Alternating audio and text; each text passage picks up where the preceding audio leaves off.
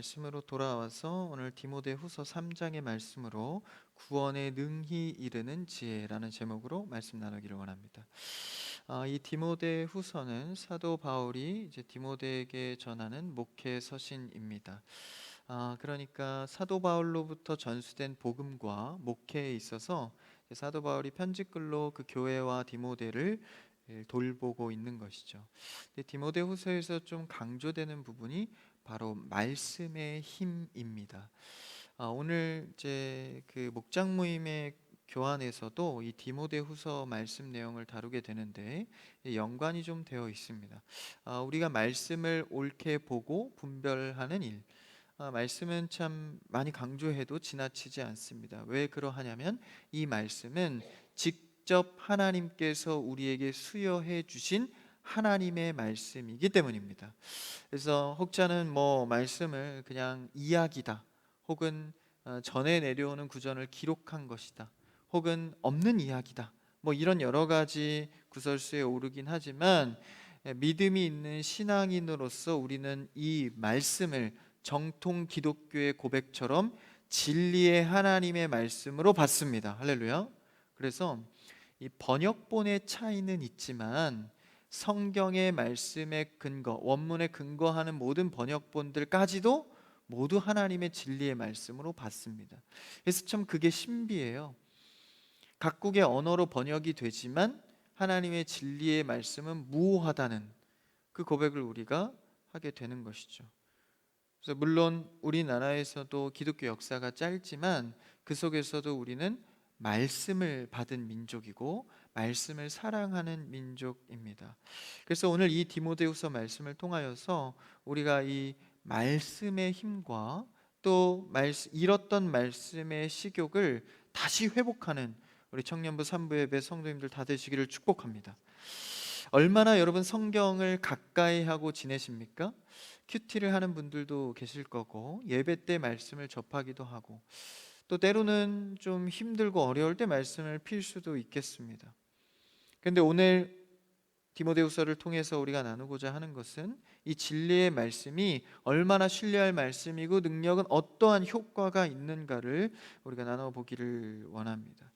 이 디모데후서의 내용에 당시의 교회의 상황은 여러 거짓 교사들이 이제 이 복음을 받은 이 크리스찬들에 대해서 헷갈리는 이야기들을 하게 됩니다. 그래서 처음에 사도 바울이나 디모데를 통해서 배웠던 이 진리의 말씀과 다른 말씀, 혼합되고 유사하고 비슷한 말씀이 들어오자 헷갈리는 상황에 이 디모데를 통해서 더 말씀을 확고해야 한다는 것을 사도 바울이 오늘 글을 통해서 전하고 있습니다. 유사 복음이라고 하죠. 그러니까 복음과 비슷한 내용들, 인터넷에 떠도는, 또 유튜브에 떠도는 여러 영상들을 보면 유사 복음들이 참 많습니다. 용어적으로는 기독교의 용어를 많이 쓰는데 전혀 기독교 복음과 성경의 이 가르침과는 다른 이 정보들이 많습니다. 사실 성도로서는 분별하기 어렵다라고 말하지만 사실 그렇지 않습니다. 여러분, 성경 말씀에 가까이 하는 자들은 그런 유사 복음을 구별해낼 수 있는 능력을 갖게 됩니다. 그래서 어디까지나 사역자의 몫으로 남겨두는 것이 아니라 이 정보의 대홍수의 시대 속에서 우리는 유사 복음을 분별하고 구분해 가는 성도가 되시기를 축복합니다. 성도도요, 요즘 시대는 똑똑해야 돼요. 그래서 말씀을 잘 알아야 하고 지혜가 있어야 합니다. 오늘 말씀을 통해서 그 지혜가 여러분에게 충만하게 있기를 주님의 이름으로 축복합니다. 우리가 그럼 왜 성경을 읽어야 하는가를 먼저 생각해 봐야 합니다. 이 글은 지금 사도 바울의 영적인 아들인 디모데에게 쓰고 있습니다. 이 옥에 갇혀 있는 상황에서 사도 바울이 디모데에게 이 초대 교회를 돌봄에 있어서 유언과도 같은 말을 하는 글입니다. 그러니까 사도 바울은 이제 사역을 달려갈 길 거의 다 마치고 거의 생애 끝 무렵에 전하는 메시지이기도 하죠. 이런 많은 분량을, 성경의 많은 분량을, 이 가치를 우리가 어떻게 받아내고 또 읽는 것을 통해서 어떤 능력을 가질 수 있을까? 한번 오늘 말씀을 통해서 짧게 보기 원합니다. 한번 첫 절 14절을 한번 같이 읽어볼까요? 14절 시작. 그러나 너는 배우고 확신한 일에 거하라. 너는 내가 누구에게서 배운 것을 알며. 배우고 확신한 일에 거하라. 계속 그 진리 위에 서라라는 이야기를 하고 있는데 바울에게 전수받은 복음의 진리를 말하는 것입니다. 이것은 단순한 진리가 아니라 전인격적으로 변화를 받은 말씀을 이야기합니다.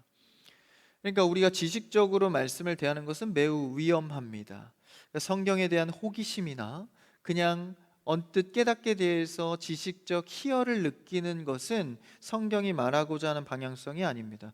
복음은 듣고 배우고 깨닫지만 그 이후에 동반되는 삶과 심정의 변화, 전인격적인 변화가 동반되어져야 한다라는 것이죠. 그래서 흔히 믿지 않는 자들이 이제 복음으로 가는 루트가 될 수는 있지만 너무 성경 지식의 호기심으로 이 지식으로 전락해 버리는 경우들이 있습니다. 성경의 어떤 철학적인 내용들이나 어떤 논리적인 부분을 파고 들어가서 그냥 탐구하는 정도. 근데 말씀의 힘은 그것에만 있지 않다라는 것이죠. 그래서 무엇에 확신하며 살아가고 있는가? 배우고 확신한 일에 거하라. 여러분, 우리는 항상 확신한 일에 더 많이 거하게 됩니다.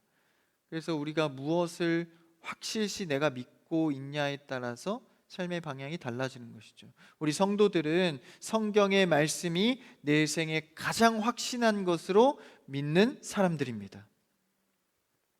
그래서 우리의 기준이 되는 것이죠. 유대인들도 그러했어요. 15절을 한번 읽어볼까요? 15절 그 다음 절 같이요. 시작. 또 어려서부터 성경을 알았나니 성경은 능히 너로 하여금 그리스도 예수 안에 있는 믿음으로 말미암아 구원에 이르는 지혜가 있게 하느니라. 너는 어려서부터 성경을 알았다. 유대인 즉 히브리인들은요 3살 때부터 성경 교육을 받습니다. 뭐 글도 아직 깨우치지 않았는데 이제 글자를 가르치면서 성경으로 접하게 하는 것이죠. 그래서 성경의 전문을 가르치면서 심지어는 이 성경만을 가르치는 사람들이 따로 있었습니다. 우리가 들어본 랍비라는 직분인데 그래서 성경을 전문적으로 가르치는 사람들이에요. 그런 사람들이 있어 그 어린아이들 가르칠 정도로 그들은 전통적으로 성경을 많이 교육했다라는 것이죠. 그러니까 생애의 첫 말을 뗄 때에도 말씀 안에서 뗄 수 있도록 했다라는 것입니다. 그러니까 삶의 기준이자 언어의 습관도 다 그로부터 출발했다라는 것이죠. 우리나라도 그렇습니다. 이 기독교 짧은 역사 속에서 이 선교사님을 통해서 우리는 대부흥을 이뤘지만 사실 그 선교사님 사람이 들어오기 이전에 말씀의 책자가 먼저 들어온 민족입니다. 그래서 말씀을 먼저 접했고 서로 공부도 했고 이런 이 사생 단체를 만들어서 공부를 하기도 했습니다. 그러니까 선교사님이 들어오고 보니 야 말씀이 먼저 들어와 있다는 것을 보고 놀라기도 했죠. 그래서 우리가 잘 아는 우리나라의 대표적인 부흥 운동 평양 대부흥 운동이죠. 그 운동이 있기 전부터 말씀의 씨앗이 심겨진 민족이다라는 것이죠. 그러니까 우리가 유대 히브리인들과 참 비슷한 영적인 개념들이 많습니다. 그래서 그 말씀의 씨앗으로 부흥 운동이 일어나서 우리나라가 이렇게 크게 부흥했죠. 사실 진짜 부흥은 말씀을 통한 심령의 부흥입니다. 여러분 어떤 신앙생활이든지 먼저 말씀을 앞세우는 성도가 되기를 축복합니다.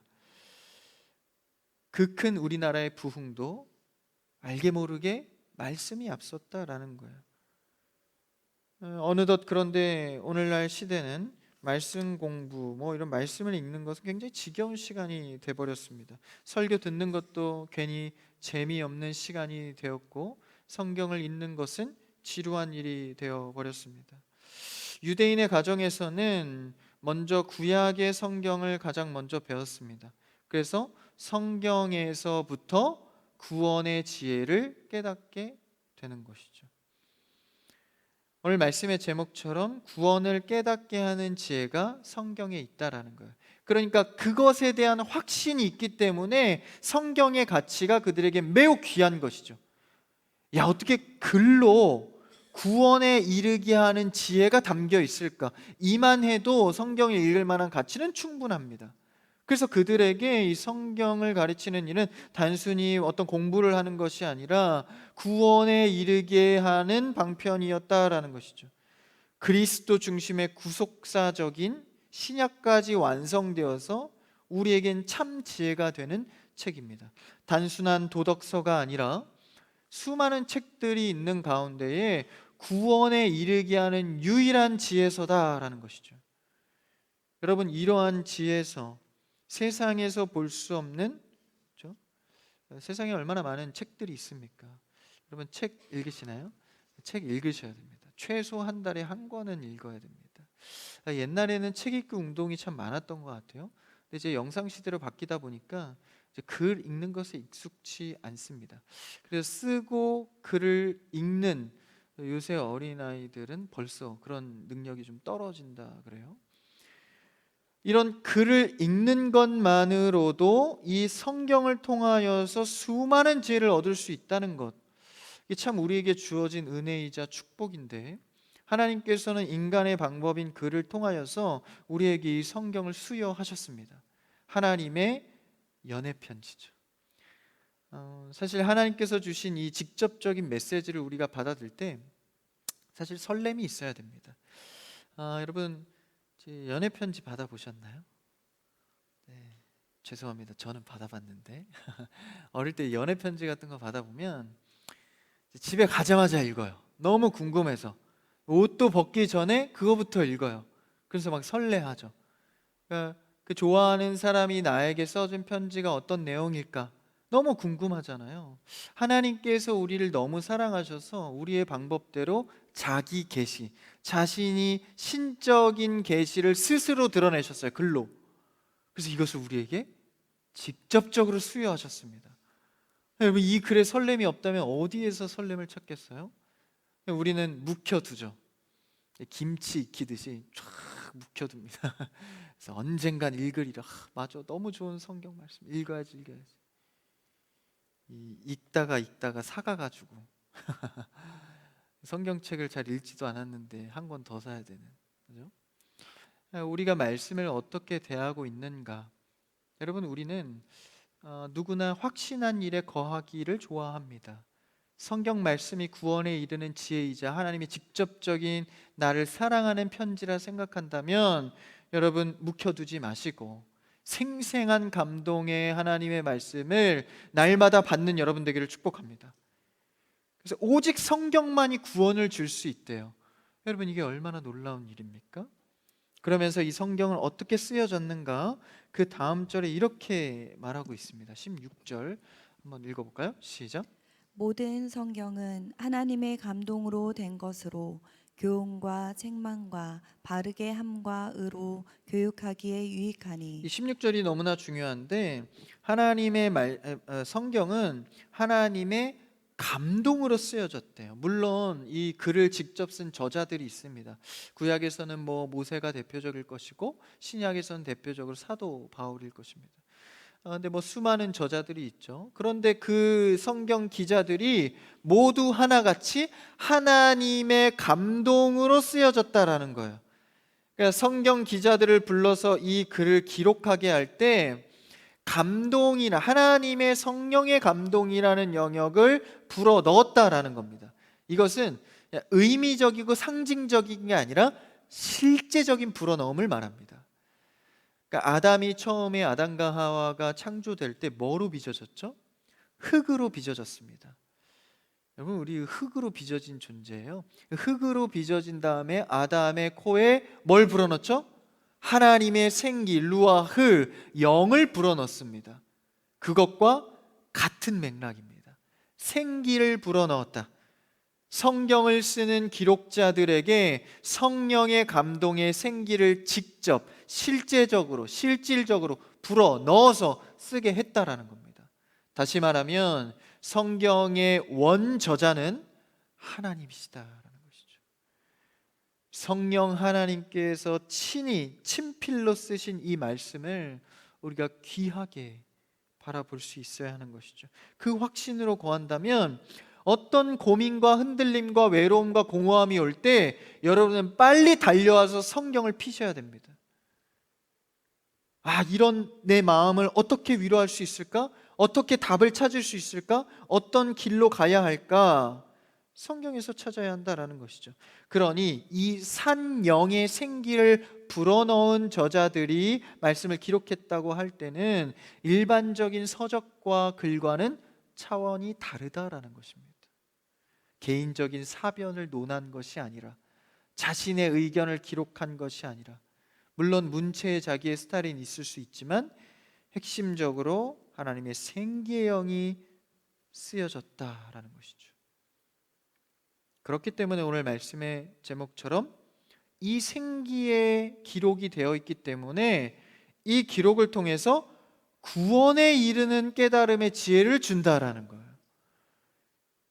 그럼 어떻게 말씀으로 구원에 이르겠습니까? 그런데 성경 말씀으로는 가능하다라는 것이죠. 그 영이 생영, 살아있기 때문입니다. 가나안 땅에 들어간 이스라엘 백성들이 우상을 섬기는 7 족속을 맞이하게 됩니다. 그 땅에서는 하나님에 대해 전혀 알지 못한 족속이었는데 놀랍게 그 정탐 꿈들이 들어갔을 때 기생 라합, 그러니까 세상에서 그렇게 인정받지 못하는 사람 기생 라합이 놀랍게도 하나님을 알고 있었습니다. 그래서 정탐꾼들이 묻죠. 어떻게 하나님에 대한 이야기를 알고 있냐? 그러니까 그 라합이 그렇게 말합니다. 내가 그 이야기를 들었습니다. 여러분, 믿음은 들음에서 남입니다.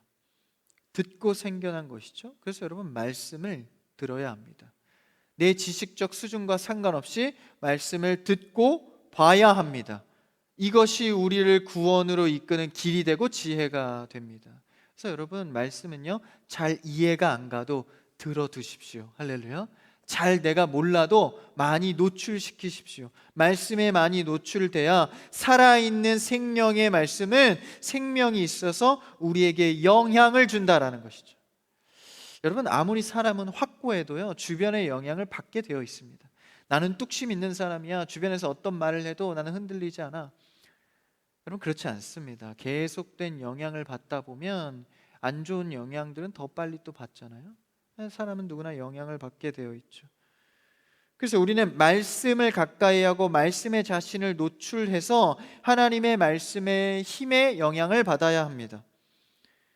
방사선에 노출되면 이제 그 극심한 영향을 받잖아요. 몸이 체내에. 마찬가지로 말씀의 힘은 그 자체로 힘이 강력해서 내 이해도와 상관없이 영향을 준다라는 것이죠. 그래서 여러분, 가장 미래를 대비하고 미래의 길을 확고히 할 수 있는 것은 선명한 하나님의 말씀을 읽고 듣는 것입니다. 구원에 이르는 지혜를 제공하는 이 말씀을 정말 귀하게 여겨 여러분 마음판에 말씀을 많이 심어두시기를 바랍니다. 일반 문학과는 다릅니다. 죽어가는 영을 살리는 것이죠. 그래서 그 말씀의 기능을 좀 자세하게 소개하는데 16절에서 보시면 4가지로 설명하고 있습니다. 이 하나님의 감동대로 된 생명의 말씀은 첫 번째, 교훈에 유익하다. 여기서 말하는 교훈은 참과 거짓을 분별할 수 있는 눈을 갖게 된다라는 거예요. 여러분, 우리가 살면서 정말 어떤 좋고 옳고 그름에 대한 구분만 잘해도 여러분 삶은 사실 대로가 열립니다. 어떤 것을 선택할 것인가, 어떤 것을 구별해낼 것인가. 근데 그 기능을 하는 것이 바로 오늘 성경이래요. 진리를 모를 때는 세상 교훈이 나에게 진리였습니다. 세상 교훈이 나의 기준이었어요. 근데 애석하게도 세상의 진리는요, 늘 바뀝니다. 10년마다 한 번씩, 1년마다 한 번씩, 매달 바뀌기도 하죠. 세상의 가르침은 그렇다라고 늘 확신에 차서 말하지만 가짜 뉴스, 과학도 틀릴 때가 많죠. 이번에도 보니까 그 우주가 팽창한다는 그 노벨 문학상까지 받은 그 이론이 이제 깨졌죠. 그 깨진 게 이제 우리 연세대 팀에서 깼대요. 뉴스를 보세요. 그러니까 세상이 이거 완벽하다, 노벨상까지 줄 정도의 과학적 이론도요, 시간이 오면 깨지기 마련입니다. 어떤 것으로 우리가 교훈을 삼겠습니까? 이 시대에. 그런데 1.1핵도 변함이 없이 그대로 가는 영원한 하나님의 말씀은 우리에게 참된 교훈이 됩니다. 옳고 그름을 가르는 기준이 된다라는 것이죠. 그래서 처음에 모를 때는 진화론도 믿고 그래요. 삶의 가치와 기준을 세상에 둡니다. 그런데 나의 기준이 성경의 교훈으로 바뀌어질 때 성경의 교훈은 아예 처음부터 명시합니다. 태초에 하나님이 말씀으로 천지를 창조하셨다. 모든 인류의 삶의 기준은 이로부터 출발합니다. 하나님께서 말씀으로 이 세상을 창조했다는 세계관으로 출발하지 않으면 많은 것들이 흔들리죠. 진리를 듣지 못했을 때는 구분이 안 되지만 우리가 진리의 말씀을 정말 내 안에 귀하게 여겨서 받으면 그것이 나를 이제 분별하는 눈을 갖게 한다는 것이죠. 디모데후서 같은 말씀 2장 15절에서 이렇게 고백합니다. 오늘 목장 교환에 나오는 말씀이기도 한데 한번 띄워주십시오. 네, 같이요. 시작. 너는 진리의 말씀을 옳게 분별하며 부끄러울 것이 없는 일꾼으로 인정된 자로 자신을 하나님 앞에 드리기를 힘쓰라. 진리의 말씀을 옳게 분별하며, 여기서 분별한다는 것은 길을 바로 낸다. 그러니까 슬라이스 하듯이 날카롭게 자르는, 그러니까 명확한 길을 낸다라는 것이죠. 여러분, 진리의 말씀을 내가 기준으로 내가 옳게 삼아서 내 안에 품으면 내 삶에 제대로 된 길을 내기 시작한다라는 것이죠. 여러분, 여러분이 하는 일, 살아가는 일생에 얼마나 확신하고 살아가고 계십니까?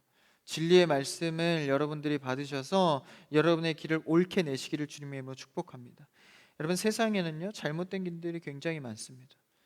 심지어 내가 가고 있는 길도 어디로 가고 있는지, 열심히는 가는데 진짜 맞는지에 대한 헷갈림이 많습니다. 예수님은 말씀하십니다. 내가 곧 길이요 진리요 생명이다. 그리스도를 통한 길, 말씀의 길, 성경의 가치로 무장되어서 내 앞길을 닦는 것이죠. 그래서 여러분, 성경의 가치를요, 삶에서 늘 고백하고 지켜가셔야 합니다. 이건 내가 직장에서 어떤 이슈가 있다 하더라도 사람들은 다 그렇게 해도 나는 성경 가치로 지키리라. 지켜보세요. 돌아오는 결과는 왕따 내지는 따돌림 내지는, 그런 거에 너무 두려워하지 마세요. 길을 바르게 내는 데 집중하십시오. 성경 말씀으로 길을 내는 청년의 시절이 되기를 축복합니다. 그게 우리를 진짜로 이끄는 것이죠. 구별해낸다라는 거예요. 교훈의 기능이 있어요. 두 번째는 무엇이죠? 16절에 보시면 책망에 유익하다. 여러분, 책망은 어떤 유익을 줄까요? 사람은 사실 책망받는 것을 굉장히 두려워합니다. 어렸을 때부터 그렇죠. 그런데 어렸을 때는 조금 더 괜찮은 것 같아요. 그래도 어린아이 시절은 좀 순종의 맛이 있잖아요. 선생님 말도 들어야 되고 부모님 말도 들어야 되고. 근데 조금 머리가 자라가고 좀 배운 것 좀 많고 경험이 생기다 보면, 성인이 되다 보면은 이제 책망을 매우 싫어합니다. 간섭하는 거 싫어하고요, 내가 하는 일에 평가받는 거 굉장히 싫어합니다. 그런데 성경 말씀이 진리의 관점에서 우리를 책망하는 기능을 한대요. 그러니까 갈수록요, 여러분, 책망 싫어하기 때문에 그런 자리에 가지도 않고 듣기도 싫어하고 순종도 안 합니다. 그런데 성경 말씀이 그 역할을 한다라는 거예요. 그래서 우리를 돌이킬 수 있도록. 가장 큰 성경의 책망은 무엇입니까? 바로 이 세상에 태어난 모든 인류는 죄인이다라는 책망입니다. 우리의 신앙의 시작은 이 죄인이라는 시각으로 들어오지 않으면 이 신앙인의 이 시작이 될 수가 없는 것이죠. 성경에 확신한 것에 거하는 것, 그래서 이 확신한 것으로부터 책망받는 것에 순종해야 하는 것이죠. 우리가 이 책망을 받는 거는 싫어하지만 그래도 좀 수용할 수 있을 때가 있어요. 언제죠? 여러분이 직접 책망받으러 갈 때가 있습니다. 전문가들한테 찾아갈 때, 그렇죠? 책망을 각오하고 가잖아요. 그럴 때는 좀 또 잘 들어요. 이제 사실 살아가면서 가장 많이 책망듣는 관계가 어디죠? 가족입니다. 가족 말은 또 더 안 들어요. 근데 전문가인데 그 전문가가 가족이야. 저의 경우거든요. 더 안 들어요. 사람의 말은요, 잘 안 듣습니다. 그런데 우리가 정말 확신한 것, 내가 전문가 중에 전문가라고 생각하는 진리의 이 말씀 앞에 자신의 책망의 순종을 내어놓으십시오. 그래서 하나님의 말씀을 듣는 것이죠. 다윗이 남편이 있는 아내를 마음대로 취해서 남편까지 죽이고 자신이 취해서 자녀까지 낳습니다. 이런 다윗의 극악무도한 죄 속에서 스스로는 깨닫지 못합니다. 왜냐하면 자신은 그럴 만한 권위가 있었고 힘이 있었고 사회적으로도 다윗을 뭐라 할 수 없는 왕이었기 때문이죠. 자신을 못 보는 거예요. 그때 나단 선지자가 와서 극악한 죄에 대한 이야기를 하나 해주고 그 죄인이 바로 당신입니다 라고 했을 때 다윗은 한마디도 하지 못하고 그 자리에서 무너져 하나님께 회개합니다. 여러분, 생각보다요 자신 스스로를 자신이 잘 못 봅니다. 그래서 여러분, 제가 하나 팁을 드리면 여러 사람하고 한번 어울려 보세요. 그래서 자신을 자꾸 보셔야 됩니다.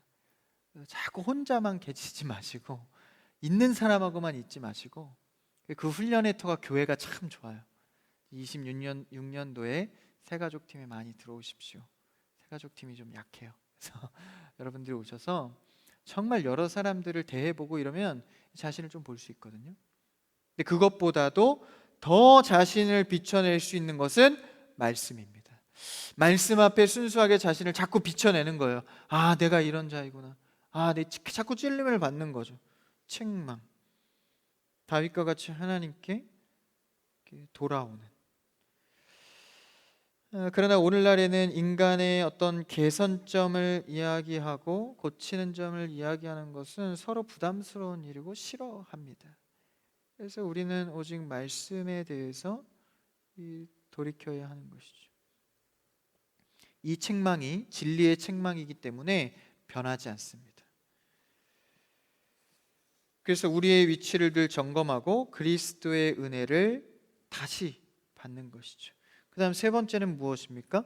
바르게 함에 유익이 있다. 이제 연관해서 이 책망과 교훈을 통해서 내가 바로 세워진다라는, 수정된다라는 것이죠. 이런 말씀은 오직 유일하게 인간을 변화시킬 수 있는 능력이 있습니다.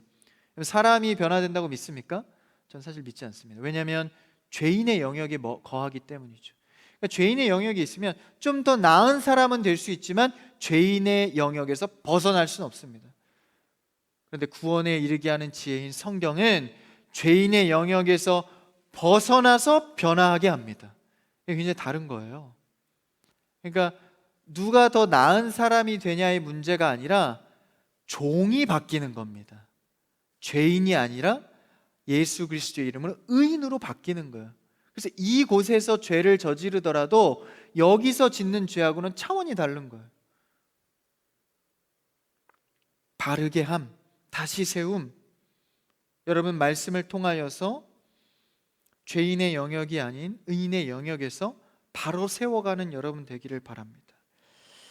세상엔 진리와 유사하게 가르칠 때가 많습니다. 그런데 여러분, 이 도덕적인 가르침이 성경과 유사하다고 해서 그 길을 따라간다고 결과가 똑같은 것은 아닙니다. 오직 말씀에만 능력이, 구원의 능력이 있다라는 것이죠. 그래서 우리가 진리를 알아야 세상의 공격으로부터 자유할 수 있으며 자신을 바로 세울 수 있는 것이죠. 예수님도 시험을 당합니다. 시험 당할 때 예수님이 뭐라고 하죠? 사탄 앞에서 사람이 떡으로만 살 것이 아니라 하나님의 입에서 나오는 그 말씀으로 살 것이다. 그래서 우리는요, 먼저 말씀이 자꾸 튀어나와야 됩니다. 그래서 뭘 논할 때에도 말씀의 원리 속에서. 그러려면 어떻게 해야 되죠? 말씀을 앞세우려면 많이 읽으셔야 됩니다. 왕도가 없어요. 뭐 여러 가지 뭐 이렇게 참고서를 읽고 뭐 이렇게 요약본 읽고 유튜브 들어가 보면 그런 거 있더라고요. 뭐 요한복음 뭐 5분 안에 정리하기. 뭐 정리를 하긴 뭘 정리를 해요? 예? 뭐 시험 기간이에요? 그런 거 하지 마세요. 그런 거 하지 마시고 읽으셔야 됩니다. 그런 거는 나중에 정말 내가 통독 여러 번 하고 조금 더 다른 관점에서 보고자 하는 참고는 되지만 말씀은 그 말씀 자체로 읽으셔야 됩니다. 제가 팁 하나 드릴게요. 시편 말씀을 읽으십시오. 그래서 어떻게 읽으냐면 그 시편은 구약의 시라고 돼 있잖아요. 이 시편을 그냥 이렇게 아무거나 쫙 피세요. 그럼 대충 한 장 나오거든요. 그 한 편 읽으시면 됩니다. 그래서 아무거나 괜찮아요. 쫙 피고 딱 읽으시면 돼요. 매일 읽으시면 나에게 얼마나 그 시가 내 마음을 풍요롭게 하는지 모릅니다. 시편 꼭 읽으시고, 그리고 이제 강해 설교 나갈 때 그 본문을 자꾸 다독하시면 좋아요. 금요 예배가 엊그제부터 골로새서 강해를 나갑니다. 골로새 굉장히 짧아요. 그래서 그 책도 한번 읽어보시면 너무 좋고. 그래서 여러분 말씀을 읽는 것에 열심을 내야 됩니다. 할렐루야. 우리 옆 사람과 인사합시다. 말씀을 읽읍시다. 한 번 더요. 진짜로 말씀을 읽읍시다. 안 읽을 거죠? 돌아가셔서 디모데후서 한번 읽으세요. 말씀은요, 우리가 결국 영적인 내 관리를 하는 겁니다. 여러분 이게 삶의 관리 많이 하시죠? 직장 생활도 자기 관리 안 하고서는 어렵죠. 스펙을 쌓기도 하고 열심히 노력하고 시험도 봅니다. 또 몸을 기르기도 하죠. 체력을 기르고 자기 관리는 열심히 하는데 영혼 관리는 왜 방치되어 있습니까? 영혼 관리는 다른 거 없습니다. 열심히 말씀 읽는 거예요.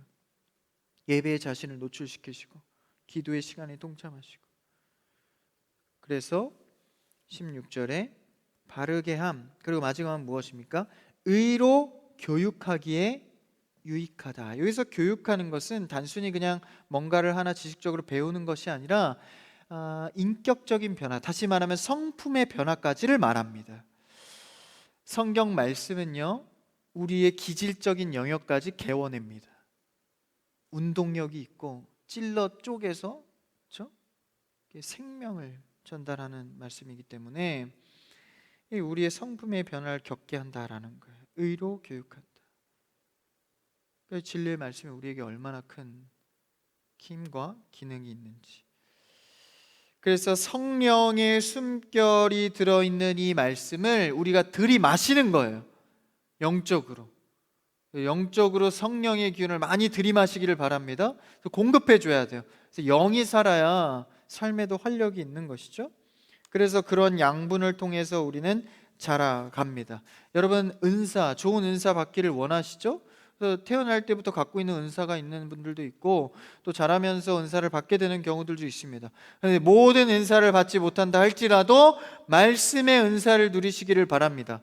말씀의 은사는요, 많이 읽으시면 돼요. 여러분 책 많이 읽어보셨어요? 저는 요새는 이제 책을 그렇게 많이 읽지 못하는데 20대 때 제가 한번 책을 좀 굉장히 많이 읽은 적이 있어요. 그래서 2년에 한 100권 정도 읽은 적이 있어요. 100권이 넘었더라고요. 그래서 그렇게 읽다 보니까 그때 어떤 사고가 일어나냐면 머릿속에서 이런 마인드맵 아세요? 이게 촥촥촥촥 사고가 돌아요, 머릿속에. 그래서 한 가지 어떤 이야기가 내 안에서 여러 가지로 사고가 됩니다. 굉장히 놀라운 경험이거든요. 딱 한 2, 3년 간 것 같아요. 책을 놓으면 또 떨어져요. 근데 여러분 이 일반 서적만 읽어도 이 사고가 올라가는데 여러분 성경 말씀은 내 영의 양분입니다. 그러면 교훈, 분별하게 되고요. 죄에 대해서 이길 힘이 생겨나고요. 활력이 생겨나고 영적으로 능력이 생긴다라는 거예요. 일반 서적만 읽어도 머리가 좋아지는데 여러분 성경에 영적인 양분이 생기가 들어오면 어떤 삶이 되겠습니까? 어디 가서도 인정받고 실력이 있고 분별하고 소신이 있고 흔들리지 않는 거죠. 그렇게 자라가는 여러분 되시기를 축복합니다. 어떻게 자라가야 합니까? 에베소서 4장 13절에서 15절은요 이렇게 말해줍니다. 이 말씀만 읽고 마칠까요? 한번 같이 읽읍시다. 시작. 우리가 다 하나님의 아들을 믿는 것과 아는 일에 하나가 되어 온전한 사람을 이루어 그리스도의 장성한 분량이 충만한 데까지 이르리니 이는 우리가 이제부터 어린아이가 되지 아니하여 사람의 속임수와 간사한 유혹에 빠져 온갖 교훈의 풍조에 밀려 요동하지 않게 하려 함이라. 오직 사랑 안에서 참된 것을 하여 범사에 그에게까지 자랄지라. 그는 머리니 곧 그리스도라. 여러분 성경 말씀을 통해서 자라가는 여러분 되기를 축복합니다. 우리의 머리 대신 교회의 머리 되고 우리의 머리 대신 그리스도를 통하여서 우리는 몸이잖아요. 몸이 자라가야 돼요. 이게 무슨 말입니까? 머리가 시키는 대로 몸이 따라야 한다라는 거예요. 여러분 생각한 대로 움직이지 못하면 그 몸은 장애일 것입니다. 그러니까 기능을 제대로 못하는 거예요. 그러니까 우리의 머리는 그리스도라고 날마다 고백하는데 건강한 몸이 따라오질 않는 겁니다. 그러니까 기능을 못하죠. 그러니까 고백만 하고 기능은 안 돼요. 여러분 우리 신앙인들 청년부 크리스찬교회 청년부는요 3부 예배 성도님들은 머리 대신 그리스도에 따라서 우리의 몸이 기능이 활성화되기를 축복합니다. 머리에 따라서 그 일을 수행하는 거죠. 말씀을 잘 먹어야 돼요. 머리의 요구를 잘 따르려면 말이죠. 그래서 그의 머리까지 장성한 분량까지 자라간다. 오늘 말씀으로 돌아서 마지막 절 17절 읽고 마칩시다. 17절 시작. 이는 하나님의 사람으로 온전하게 하며 17절 띄워주세요. 네, 같이요. 시작. 이는 하나님의 사람으로 온전하게 하며 모든 선한 일을 행할 능력을 갖추게 하려 함이라. 아멘. 우리가 하나님의 사람으로서 주님께 속한 자가 되어서 온전하게 성숙하게 하나님이 쓰시기에 합당한 자, 말씀으로 인격이 준비되고 하나님의 부르심에 말씀으로 무장되어서 그런 성숙한 말씀의 사람이 다 되시기를 주님의 이름으로 축복합니다.